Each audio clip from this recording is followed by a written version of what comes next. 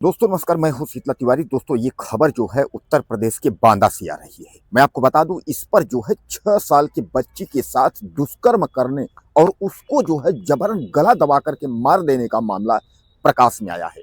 हालांकि गला दबाने की कोशिश की, यानी उसको मारने की कोशिश की, लेकिन तब तक जो है उसके चिल्लपों से, यानी उसकी आवाज से जो है गांव के लोग कुछ जो है दौड़े, तो अपराधी जो है वह छोड़कर भाग गया। अब अपराधी छोड़कर भाग गया, उसके बाद खून से लथपथ बच्ची को जो है बांदा के मेडिकल कॉलेज में जो है भर्ती किया गया और बांदा के हॉस्पिटल से उसको रेफर जो है कानपुर किया गया। बच्ची के जो है 3 ऑपरेशन जो हो चुके हैं, अभी उसका इलाज चल रहा है।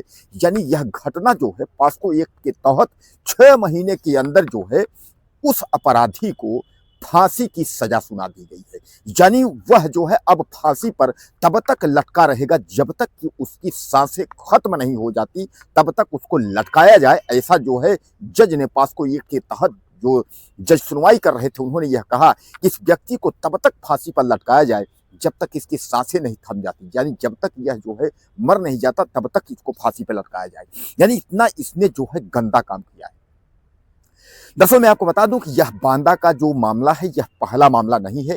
इसके पीछे जो है, यानी यह चौथा मामला है। इसके पीछे 3 और मामलों में जो है ये चिल्ल थाना समेत जो है 2-3 थानों में जो है फांसी की सजा जो है हो चुकी है, यानी फांसी की सजा सुनाई गई है। अब उसके बाद जो है यह चौथा मामला है। चौथे मामले में जो है फांसी की सजा सुनाई गई है। इसमें मैं आपको बता दूं कि अमित रैकवार नाम का जो है युवक, वह लड़की के घर जाता है और जैसे ही लड़की स्कूल से आती है, 6 साल की बच्ची, उसको 10 रुपया दे करके और बहला फुसला करके उसको उठा ले जाता है और उसके बाद जो है उसके साथ जबरन दुष्कर्म करता है। अब वह 6 साल की मासूम बच्ची, उसको क्या पता था, वह जो है खून से लथपथ हो जाती है और तब उसको जो है जान से मारने की कोशिश करता है, उसका गला दबाने लगता है, लेकिन तब तक जो है वह चिल्लाने लगती है और कुछ लोगों की आवाज़ जो है वह सुन करके और कुछ लोग जो है दौड़ते हैं। तब जो है जा करके वह छोड़ करके फरार हो जाता है। उसके बाद तुरंत जो है बच्ची को हॉस्पिटल में एडमिट कराते हैं। वहाँ से बच्ची को जो है कानपुर ट्रांसफ़र किया जाता है। कानपुर में उसका इलाज जो है काफ़ी नाजुक बना रहता है, इसलिए कि वह काफ़ी जो है उसके साथ बर्बरता हो चुकी थी। तो बच्ची के 3 ऑपरेशन जो है हो चुके हैं, अभी ऑपरेशन 2 और होने हैं। डॉक्टरों ने कहा कि इतनी जो है कंजस्टेड जो है पहला केस हम लोगों ने देखा है। हालांकि यह रूह कपा देने वाली व्यक्ति जो है जिस तरीके से घटना को अंजाम दिया, उसी तरह जो है पॉस्को एक्ट के तहत न्यायालय ने भी कहा कि इस दरिंदे को जो है हम भी नहीं छोड़ेंगे। दोस्तों इसके पहले भी 3 दुष्कर्म के मामले जो है बांदा से आए थे।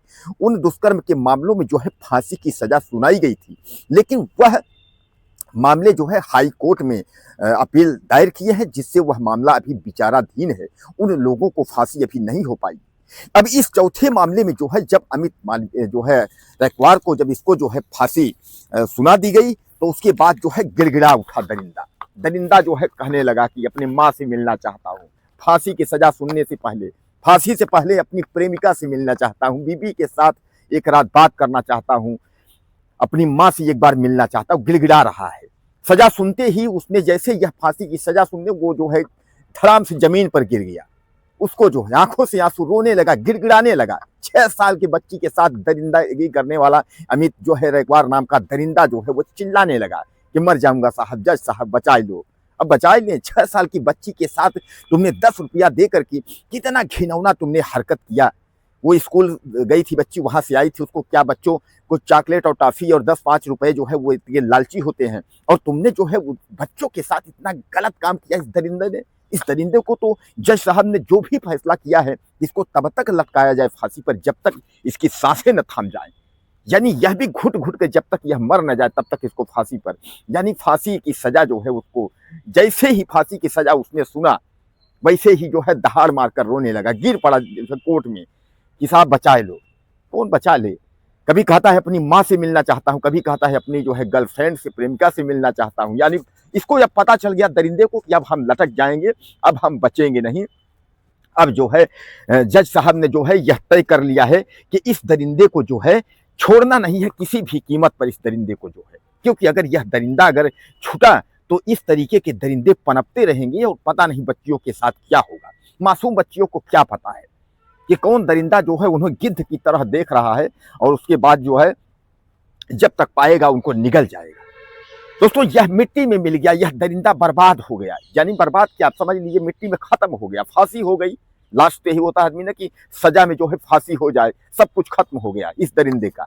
और दरिंदे ने खाली जो है एक मासूम 6 साल की बच्ची के साथ जो है इतनी घिनौना हरकत इसने कर दिया था कि जो बच्ची जो है वह अपने बांदा मेडिकल से उसको जो है कानपुर में ट्रांसफर किया गया और अभी तक जो है वह तड़प रही है, अपने जो है जिंदगी और मौत के बीच में जो जूझ रही है, यानी इतना घिनौना इसने कार्य किया है।